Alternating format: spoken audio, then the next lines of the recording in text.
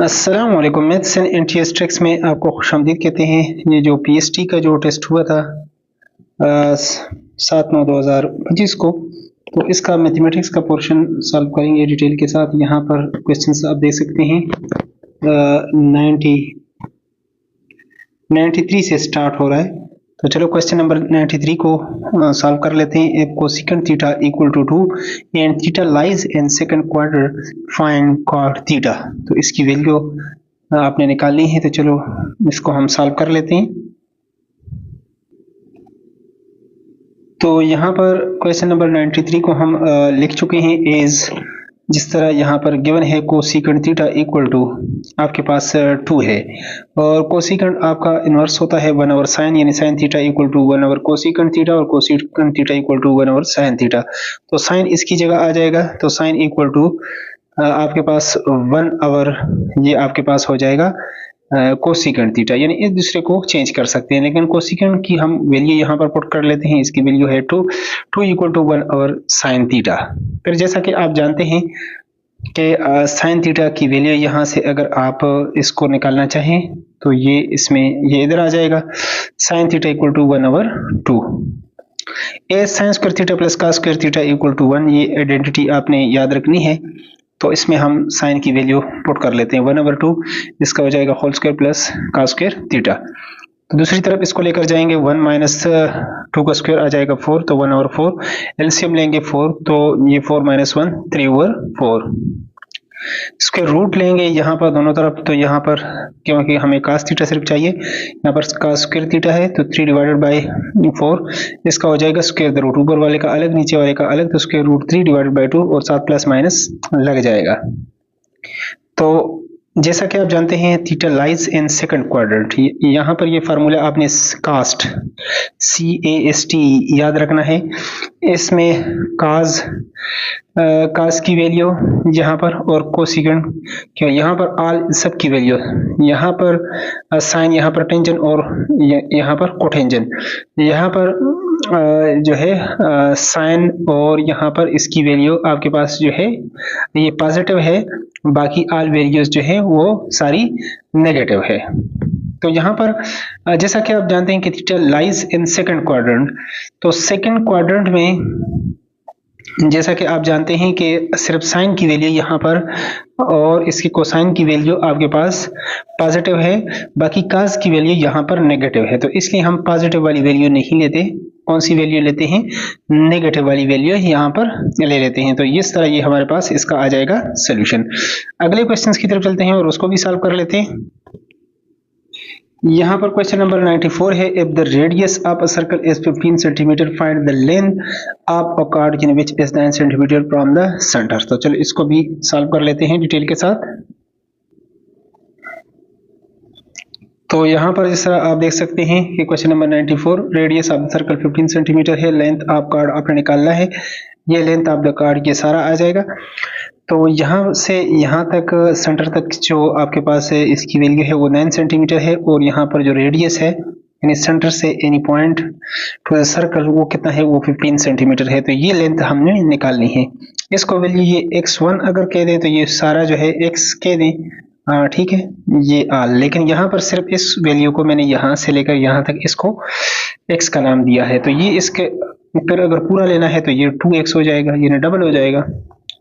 तो यहाँ पर अगर हम पाइथागोरस थ्योरम यहाँ पर लगाएं तो perpendicular square plus base square आपके पास इक्वल टू हाइपोटेन्यूज स्क्वायर, तो यहाँ पर x square plus 9 square equal to 15 square, ये हाइपोटेन्यूज है। तो यहाँ पर 9 का स्क्वायर आपके पास 81 हो जाएगा, दूसरी तरफ ये हो जाएगा तो ये माइनस हो जाएगा। 15 का स्क्वायर 225 माइनस 81 आप करेंगे तो आपके पास 144, और ये 12 का स्क्वायर है तो स्क्वायर के साथ x इक्वल टू 12। अब ये वैल्यू x की वैल्यू आ गई, कार्ड चूंकि 2x इसको डबल करना पड़ेगा, तो इसको हम 12 के साथ मल्टीप्लाई करेंगे तो 24 सेंटीमीटर हो जाएगा, और ये आपके पास ऑप्शन डी में मौजूद है। तो यही हमारे पास क्या है, इसका करेक्ट सोल्यूशन है। नेक्स्ट वन, अगले क्वेश्चन को सॉल्व कर लेते हैं।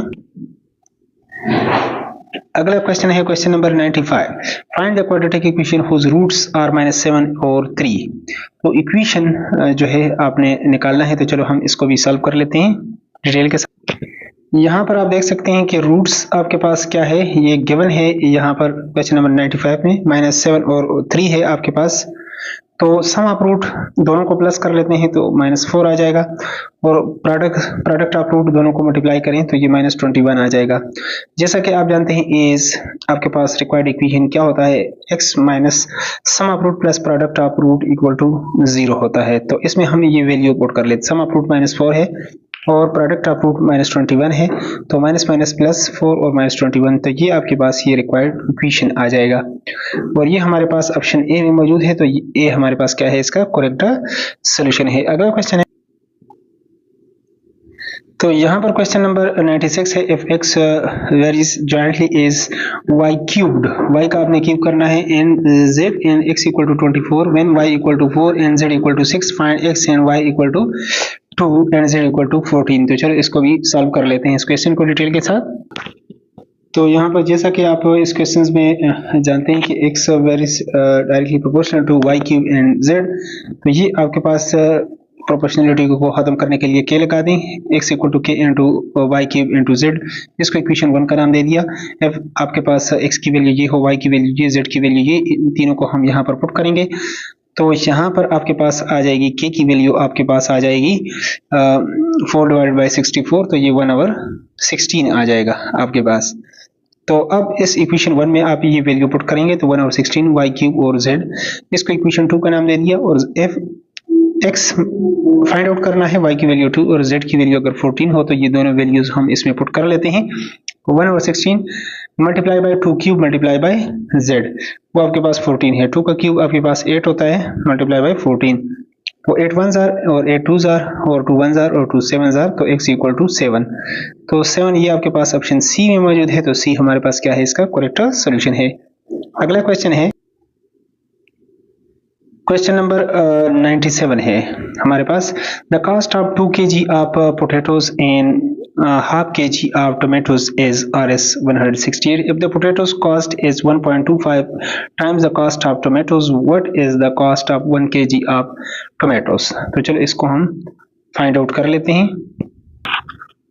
तो जैसा कि आप जानते हैं इस क्वेश्चन में कास्ट ऑफ 2 kg पोटैटोज यानी और हाफ kg ऑफ टोमेटोज आपके पास कितना है, 168 है। The cost of 1 kg potatoes आपके पास किसके इक्वल है, 1.25 टोमेटोज के।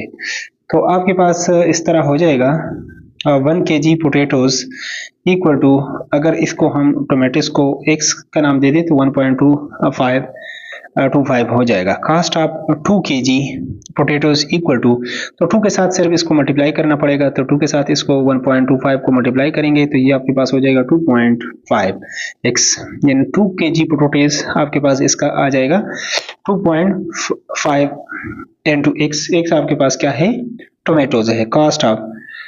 तो ये अगर इन दोनों को अब हम कर लेते हैं कि आपके पास यहाँ पर half kg tomatoes equal to, half का मतलब है 0.5 kg इक्वल टू आपके पास equal to 0.5 into x, total cost आपके पास कितना हो जाएगा यहाँ पर, यानी ये जो आपने नया निकाला 2.5 इंटू x और शुरू में हाफ कितना है, वो है 0.5, तो दोनों का वैल्यू आपके पास कितनी आती है, वो 168। तो इन दोनों को प्लस करेंगे तो 3x इक्वल टू 168, 3 पर डिवाइड करेंगे तो ये आपके पास आ जाएगा 56।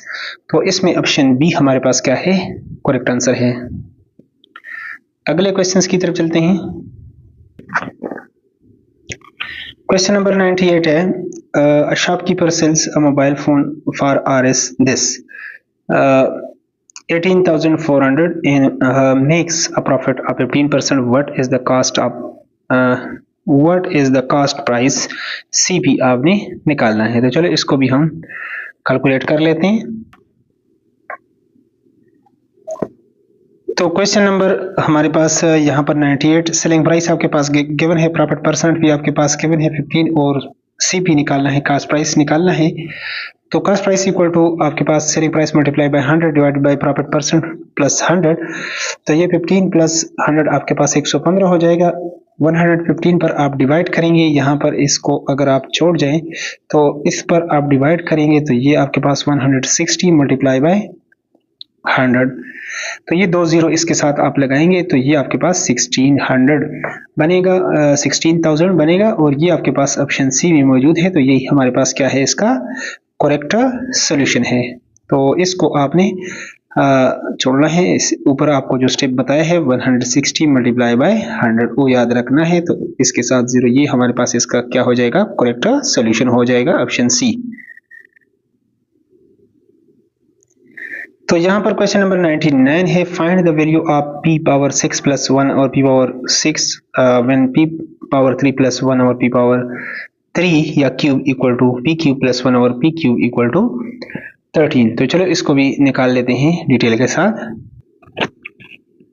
तो यहाँ पर जैसा कि आपके पास गिवन है p पावर यहाँ पर 6 प्लस 1 और p पावर 6 निकालना है, question mark, p cube plus 1 और p क्यूब इक्वल टू 13 है। दोनों तरफ स्क्वायरिंग ऑन बोथ साइड, दोनों तरफ स्क्वायर लेंगे, यहाँ पर भी और यहाँ पर भी स्क्वायर लेंगे। तो स्क्वायर ए स्क्वायर, यहाँ पर आपके पास first term square, first term यानी p क्यूब का square plus second term square plus 2 equal to, बस इसमें सिर्फ 2 होता है। अगर फर्स्ट टर्म सेकंड टर्म करेंगे वो कैंसिल होगा, तो सिर्फ यहाँ पर प्लस 2 होता है। तो ये p पावर 6 बन जाएगा और 13 का स्क्वायर 169 आ जाएगा।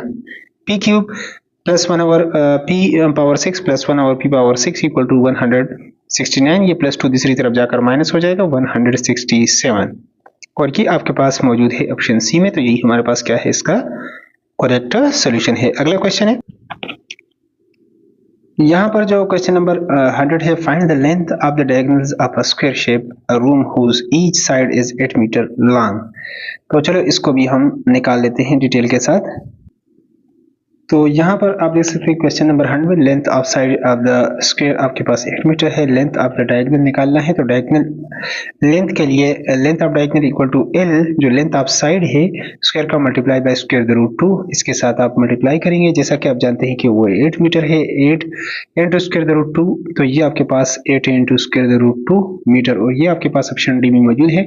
तो यही हमारे पास क्या है, इसका करेक्ट आंसर है।